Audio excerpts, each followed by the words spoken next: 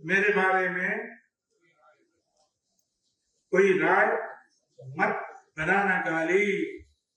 एक ऐसा दौर आएगा, मेरा वक्त भी बदलेगा और तेरी राय भी बदलेगी।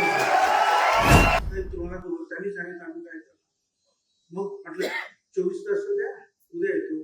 दुसऱ्या दिवशी गेलो, मोठं बघून मला नको तुम्ही. तेवढे अजिबात चुकी काही चालणार नाही, तुम्हाला उभं राहावं लागेल. आणि तुम्हाला उभं राहायचं नसेल तर तुम्ही दिल्लीला जाऊन सांगा. मुकुंद पटेल यांनी सुद्धा प्रयत्नाची पराकाष्ठा केली. तुम्ही असं करू नका, तस्करीने पण केलं. तुम्ही असं करू नका, भुजबळ साहेबांना घ्या.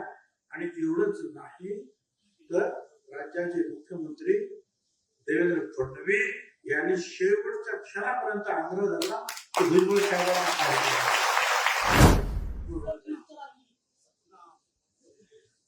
अनेक ठिकाणी आणि पुढे जाणार शांत जावं लागेल, ताकद एकत्र करावं लागेल. जोपर्यंत आपण एकत्रित उभे राहणार नाही, ताकद दाखवणार नाही, तोपर्यंत आपलं जे काही लोकांचे आपल्याबद्दल काही वेगळंच मत झालेलं आहे असं वाटायला लागलं.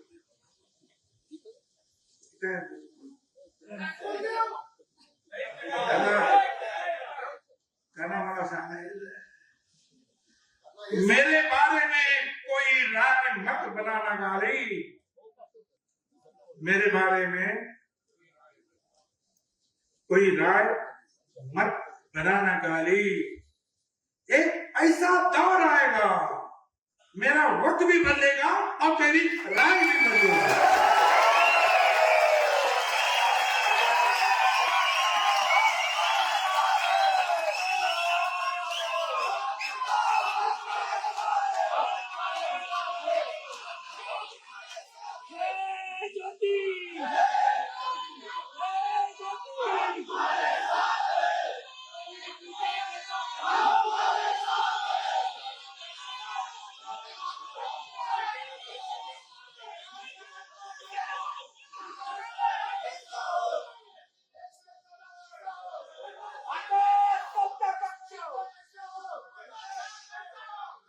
थोडस आहे ती घटना थोडक्यात सगळ्यांनी ती घटना सगळ्यांना माहिती काय काय झालं ते सगळ्यांना माहिती नाही. पुन्हा एकदा थोडक्यात सांगतो की त्यातील काही वक्त्यांनी ते बोलून सुद्धा लागतो.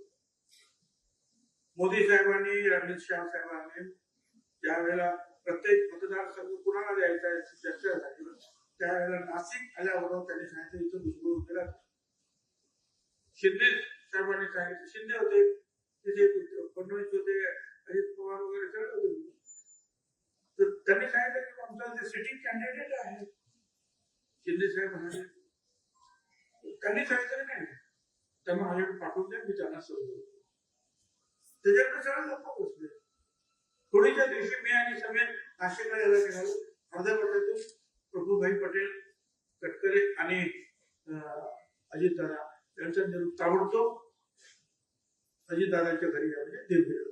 आम्ही गेलो, म्हटलं काय झालं पक्षाने, कोणी असं असं झालं, रात्री 3 वाजेपर्यंत मिटिंग होते, काय आम्ही राहून उशिरा आणि आता तो पण 1 वाजता होता. तर हा असा असा निरोप आहे. कुठं काय मी तर तिकीट मागितलं नाही, तर उन्हातानं पुढेच होतं आता बाहेर पण नाही, पण तुम्हाला उभं राहा म्हटलं. सगळे बोलत उभं राहा नाही, तुम्हाला त्यांनी सांगितलं आम्ही काय करणार. मग म्हटलं 24 तास द्या, उद्या येतो. दुसऱ्या दिवशी गेलो, मोठं बघून मला नको तुम्ही. तेवढे अजिबात चुकी काही चालणार नाही, तुम्हाला उभं राहावं लागेल. आणि तुम्हाला उभं राहायचं नसेल तर तुम्ही दिल्लीला जाऊन सांगा. बरोबर ठीक राहतो. आलो नाशिकमध्ये, सगळ्याच समाज असेल, सगळ्याच धर्म असेल, सगळ्याच घटना असेल, चांगले संबंध आपले, प्रचंड कामाचा हे काय अनुभव केलेला आहे आपल्या नाशिकमध्ये. रस्ते असेल, भारत असेल, एअरपोर्ट असेल, ट्रॉली असेल किंवा असेल, काही काय असेल ते सगळ्या आता पुन्हा एकदा नाशिकमध्ये जे आहे डेव्हलपमेंट साहेब तुम्ही उभे राहा. निश्चितपणे तुम्हाला मोठं तिकडे सुद्धा वेळ लागतील आणि जास्तीत जास्त आपल्याला योजना सांगितलं. अरे एक आठवडा गेला माझं नावच काय घेईल, 2 आठवडे गेलं नावच काय घेईल, 3 आठवडे झाले नाव संपायची पाळी आहे तरी 4 आठवडे झाले. तर हे शेवटी 2-4 तासात राहिलं ते काय पाहिजे. मी म्हटलं बस आता किती थांबायचं, मला मला करा. मी सांगितलं नव्हतं, तुम्ही सांगितलं उभं राहिलं, उभं राहायची तयारी केली आणि वाट बघतोय. मी काही सर करणार नाही, मी स्वतः काय केलं की मी उभं राहतो. पण त्यावेळेला त्या दिवशी कोणीही काही सांगितलं नाही मला की नाही नाही भुजबळ साहेब तुम्ही राहणार नाही. बोल 10 दिवसांनी मग बोलायला लागले. मग भुजबळ साहेबांनी घाई केली आणि मी घाई केली तर ठीक आहे, मग तुम्ही पण घाई करायची होती ना, ताबडतोब सांगायची. घाई केली तुमचा बर ठीक आहे जाऊ. पुढे पुढे मग काय झालं ते निकाल काय लागले त्याच्यामुळे आपल्या त्याच्यामुळे नानाजी आली त्याच्यामुळे आणखी 5-7 ठिकाणी होते निकाल झाले. ते काय आपल्याला सांगायचं कल्पना. राज्यसभा आली तर मला सांगण्यात आलं की सुनीता ताई ज्या आहेत त्या पडल्या, त्यामुळे काय आपल्याला विचार करावा. ठीक आहे मी काय बोलणार, ठीक आहे. दुसरी आणखी एक राज्यसभा आली, ती राज्यसभा होती 7-8 जागा आम्हाला मिळाली, परंतु ती बीजेपीला पाहिजे होती उदयनराजेसाठी. बीजेपीने सांगितलं की तुम्हाला आम्ही एक राज्यसभा देतो, ती जागा आम्हाला द्या. त्या जागेवर लढण्यासाठी नितीन पाटील म्हणून प्रयत्नशील होते, मकरंद पाटील आमदार त्यांचे भाऊ. ठीक आहे. तर आमच्या अजितदादांनी वगैरे सर मान्य केलं आणि सांगितलं तुम्हाला नितीन पाटील तुम्ही जरा माघार घ्यायला पाहिजे होतं, मी तुम्हाला खासदार करेल. आणि परत त्याचं नाव आलं खासदार. आणि म्हटलं तुम्ही विचारायला पाहिजे ना आम्हाला सगळ्यांना. असं सांगण्यात एक खासदारासारखे पोस्ट देत असताना ते चर्चा तर करायला पाहिजे. असं भाषण मग मला सुद्धा तुम्हीच सांगितलं होतं ना, आणि मी सुद्धा तयारी करत होतो ना. जो न्याय त्याला दिला तो न्याय मला कडे दे.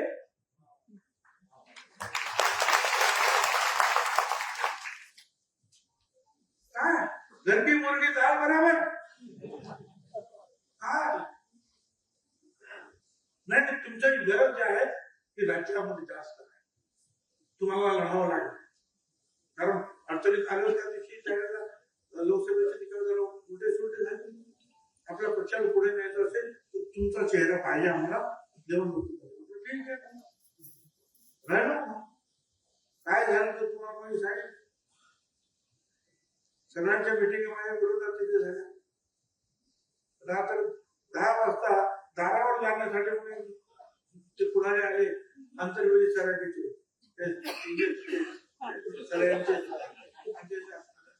रात्री 2 वाजेपर्यंत माझ्या मिटिंग असल्या तर तिथेच नेमके पाटोद्याला मिटिंग तिथे, लासाला मिटिंग तिथे. 10 वाजता आमच्या मिटिंग बंद केल्या आम्ही. त्यांच्या मिटिंग 2 वाजेपर्यंत चालू. पण त्याचा परिणाम झाला, मतदार कमी झाला, पण आमचे लोक हिमतीने लढले. आता ती हिमतीने लढले. आता मला सांगतात ते कारण मकरंद पाटलांना मंत्री करायचं ते त्यांनी केलं. तर मग त्याच्यासाठी सांगितलं की आता त्याच्या भावाला आम्ही राजीनामा द्यायला सांगतो खासदारचे. तो खाली मकरंद पाटलाला मंत्री करायचं केलं मंत्री, त्या जागेवर तुम्ही द्या. म्हटलं कसं काय तुमच्याकडून तुम्हाला जायचं होतं ना, जायचं होतं मग. पण आता काय वेळ काय काय आणि मला पाठवायचं होतं तर निवडणुकीत उभंच करायचं नव्हतं ना. शांततेने निवडणूक झाली असते ना. मला तुम्ही निवडणुकीला उभं केलं आणि त्या लोकांनी जेव्हा ते राम करून माझ्यासाठी जे लोक लढले ते डोकी फोडून घेतील ना. काय सांगू मी त्यांना. कारण राज्यसभेवरती मला पाठवणार इथे मला ताबडतोब राजीनामा द्यावा लागेल, कोणी ठिकाणी राहता येत नाही. पण तुम्ही राजीनामा तिथं द्यायचा, राज्यसभेवर जायचं, त्या लोकांनी माझ्या काय म्हणायचं. नाही म्हटलं तरी काहीतरी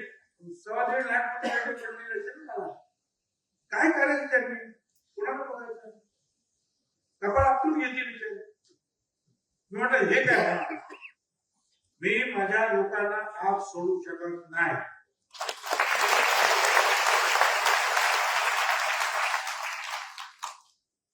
प्रफुल्ल गायकवाड सांगितलं, त्यांनी मध्यस्थी केली, त्यांनी निरोप आणला, समीर वगैरे माझी चर्चा झाली, मी आम्ही तेच सांगितलं, ठीक आहे ते म्हणाले बरोबर आहे तुमचं.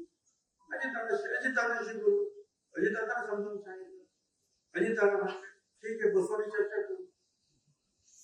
पण दुर्दैवाने कधी बसले नाही आणि पुढे काही चर्चा झाली. एकदा चाललं प्रफुल्ल पटेल यांनी सुद्धा प्रयत्नाची पराकाष्ठा केली. तुम्ही असं करू नका, तस्करीने पण केलं, तुम्ही असं करू नका, भुजबळ साहेबांना घ्या. आणि एवढंच नाही तर राज्याचे मुख्यमंत्री देवेंद्र फडणवीस यांनी शेवटच्या क्षणापर्यंत आग्रह धरला की भुजबळ साहेबांना सतत 4 दिवसाच्या माझ्या शेवटच्या क्षणापर्यंत त्याचं करू नका, हे चुकीचं होतं.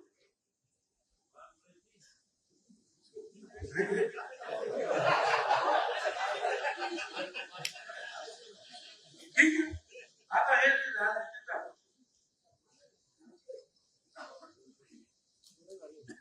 कोणी केलं, काय केलं, कुठे कुठे प्रश्न विचारला, काय असं नाही. पण याने केलं का त्याने कोणीही नाही, कोणी बाहेरच्या नेत्याला दोष देण्यात अर्थ नाही. कारण प्रत्येक पक्षाचा जो नेता असतो आणि विधानसभेतील नेता असतो तो त्या विधानसभेतील प्रश्नाची जे काय असेल ते निर्णय तो घेत असतो. कोण म्हणतो त्या पक्षातील कोणी सांगितलं का, तुमचं ह्या पक्षाचं कोणी सांगितलं, कोणी सांगितलं नाही. उलट सगळ्यांनी मला फोन आले, असं कसं काय झालं. त्या दुसऱ्या पक्षाचे सगळे जे आहे त्यांच्या कमेंट करा की हे काय असं कसं काय होऊ शकतं. म्हणजे काँग्रेस पक्षाचे ते झाले, पवार साहेबांच्या पक्षाचे आले, आणखी काय म्हणतो उद्धव ठाकरेंचे जे आहे ते झाले बावनकुळे, आमचा बीजेपीचा अध्यक्ष तो सुद्धा ओपनली जे आहे, उघडपणे जे आहे सांगतो. आता काय करायचं, मला एवढं सांगायचं ठीक आहे. प्रश्न माझ्या आमदार मंत्रिपदाचा नाही, प्रश्न जो आहे याचे सगळे प्रश्न जे आहेत समाजाचे जे उभे राहतील त्यावेळेला संरक्षणाची ढाल कोण उभी करणार आहे, कोण करणार.